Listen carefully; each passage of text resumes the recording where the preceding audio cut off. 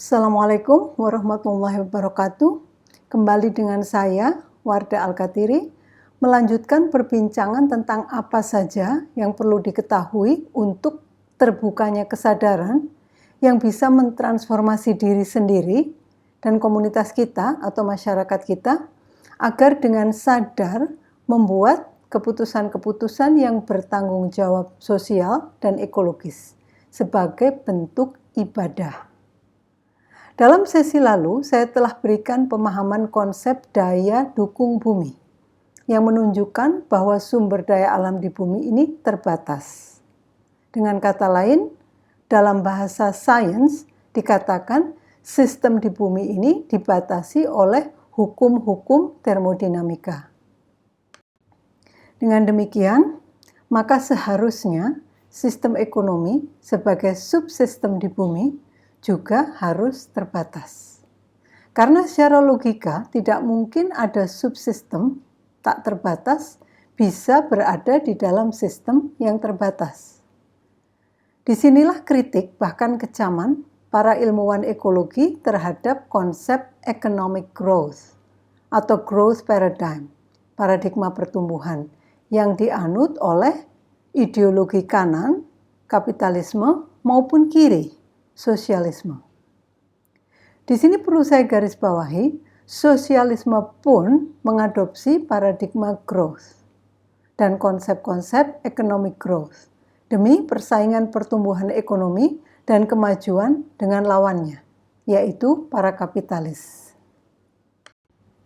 Mari kita lihat, inilah definisi pertumbuhan ekonomi. Pertumbuhan ekonomi adalah kenaikan PDB, Product Domestic Bruto. Bahasa Inggrisnya Gross Domestic Product, GDP. GDP atau PDB adalah total produksi barang dan jasa dari satu negara.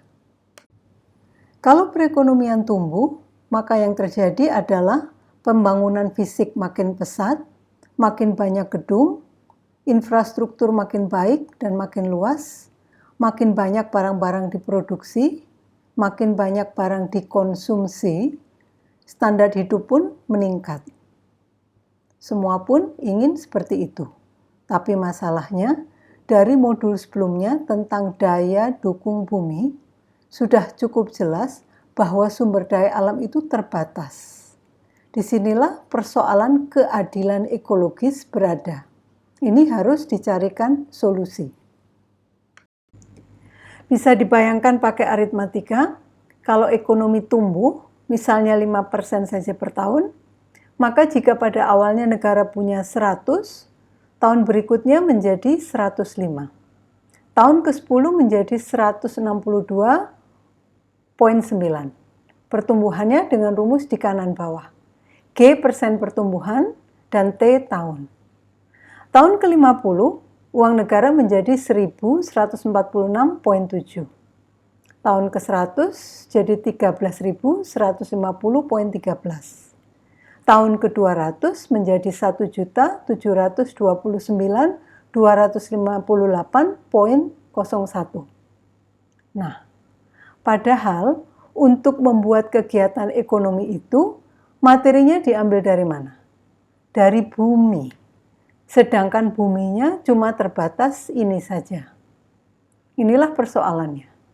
Ini jalan berpikir ilmu ekonomi modern yang hanya melihat angka-angka tanpa memperhitungkan kecukupan di bumi dan kesejahteraan alam.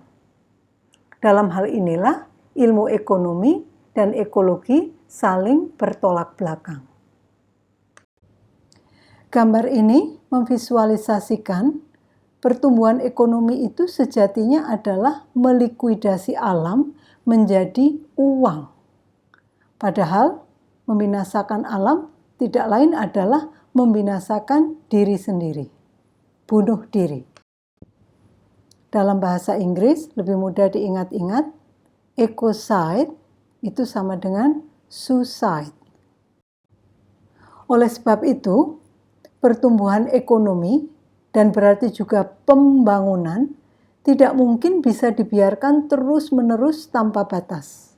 Impossible dan illogical. Itulah yang saya sebut dengan absurd. Statement terkenal dari seorang ekologis ini sering dipakai untuk mengkritik para ekonom. Orang yang berpikir bahwa pertumbuhan tak terbatas bisa terjadi di bumi yang terbatas ini, pasti kalau nggak ekonom, ya orang gila. Dengan demikian, semoga sekarang jadi jelas, demi kelangsungan hidup manusia di bumi, harus ditemukan sistem ekonomi yang lain. Karena yang selama ini dominan telah menghancurkan keseimbangan alam dan mengeksploitasi sumber daya alam dengan kecepatan yang jauh melampaui kecepatan alam memperbaharui dirinya sendiri. Bahkan di negara asalnya pun, dewasa ini semakin banyak kritik terhadap sistem ekonomi modern ini yang sudah terlanjur menjadi dominan dan kuat di belahan bumi manapun. Ini contoh buku-buku yang teman-teman dari Fakultas Ekonomi dan Bisnis UNUSA harus tahu, tidak boleh ketinggalan. Ini persoalan umat manusia terkini yang paling mutakhir. Mereka tidak sungkan-sungkan menyatakan, kalau mau mengakhiri climate change atau perubahan iklim, krisis ekologis, ya akhiri dulu kapitalisme. Di sebelah kanan itu program besar dengan nama indah, Sustainable Development, pembangunan berkelanjutan, program dari PBB, yang sampai hari ini pun belum bisa beranjak membuat perubahan mendasar. Karena tidak ada atau tidak banyak yang berani men-challenge, membantah asumsi-asumsi ekonomi neoklasik dan membantah narasi pembangunan. Tentang pembangunan, silahkan melihat modul 2.0. George Monbiot, dia aktivis lingkungan dari Inggris yang sangat vokal, mengatakan kapitalisme harus diakhiri, harus dibunuh sebelum dia membunuh kita semua.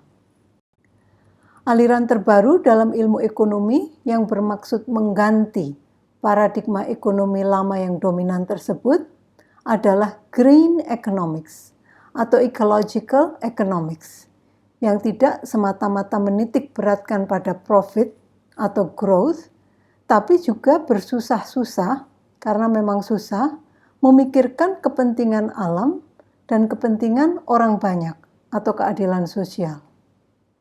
Tapi di dunia ketiga, negara-negara berkembang, seperti saya telah singgung di pembukaan tadi, ini tidak mudah direalisasikan karena alasan politik ekonomi yang sistemik di sana. Lebih jauh tentang ekonomi ekologis nanti saya berikan di modul 5.0.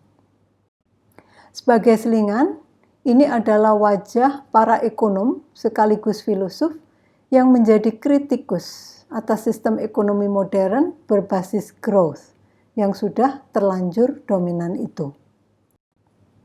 Ini di antara buku-buku mereka.